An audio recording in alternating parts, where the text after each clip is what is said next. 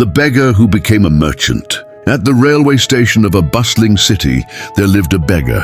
He would fill his stomach by begging for alms from the passengers on the trains that came and went. One day, as he was begging, he noticed a tall, well-dressed man in a suit. The beggar thought, "This man looks very wealthy. If I beg from him, he will surely give me good money." He approached the tall man and asked for alms. Looking at the beggar, the tall man said, "You are always just taking. Do you ever give anything to anyone?" The beggar replied, "Sir, I am just a beggar. I only know how to ask from people.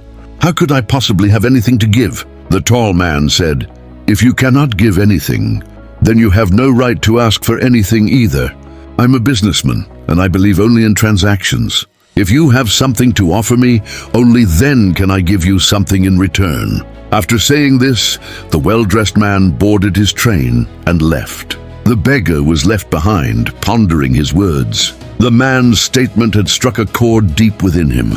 He began to think that perhaps the reason he didn't receive more alms was because he never gave anything back. "But I'm just a beggar," he thought. "What could I possibly have to give?" Yet he wondered, how long could he go on only taking without giving anything? After much thought, the beggar made a decision. From now on, whoever gave him alms would receive something from him in return. But the question remained, what could a beggar possibly give? For 2 days, he pondered this with no answer. On the third day, as he sat near the station, his eyes fell upon some flowers blooming on plants nearby. An idea struck him. Why don't I give people flowers in return for alms? He liked the idea and plucked a few flowers. He went to the trains to beg as usual. But now, whenever someone gave him money, he would hand them a flower in return. People were pleasantly surprised and happily accepted the flowers. The beggar started doing this daily, plucking flowers and distributing them in exchange for alms. Within a few days, he noticed something remarkable. Many more people were giving him money. As long as he had flowers to give, people generously gave him alms. But when his flowers ran out, the alms would stop too. One day, while begging on a train, he saw the same tall, well-dressed man. He immediately went up to him and said, "Sir, today I have something to give you, these flowers. If you give me alms, I will give you these in return." The man smiled, gave him some money, and took the flowers. He said, "Wonderful. Now you too have become a businessman like me." With that, he got off at his station. The man's words echoed in the beggar's mind once more. He felt a surge of joy and a new energy. His eyes sparkled. He felt he had found the key to changing his life. He got off the train, looked up at the sky, and shouted with excitement, "I am not a beggar. I am a businessman. I can become rich too." People around him thought he had gone mad, and from the next day, the beggar was never seen again at that station. 6 months later, 2 well-dressed men in suits were traveling on the same railway line. They saw each other, and one approached the other, extending his hand. "Do you recognize me?" he asked. The second man replied, "No, I believe we are meeting for the first time." The first man smiled and said, "No, try to remember, this is not our first meeting but our third. I am that beggar. You in our first meeting taught me what I must do in life, and in our second meeting you told me who I truly am." The second man's eyes widened in astonishment. "Oh, I remember now. You are that beggar I once refused to give alms and then later bought flowers from.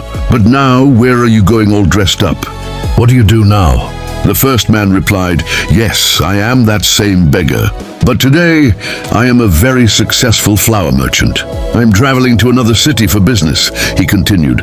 "In our first meeting, you taught me the natural law of give and take, that we receive only when we give. I experienced how powerfully this law of transaction works. But I had always seen myself as just a beggar. I never thought beyond that. When we met the second time and you called me a businessman, I finally understood. I realized people weren't giving me alms. They were paying for the flowers. Everyone was buying my flowers because they were a beautiful deal. In their eyes, I was a small merchant, but in my own eyes, I was still a beggar. Your words made me see my true self. I was a small-scale businessman.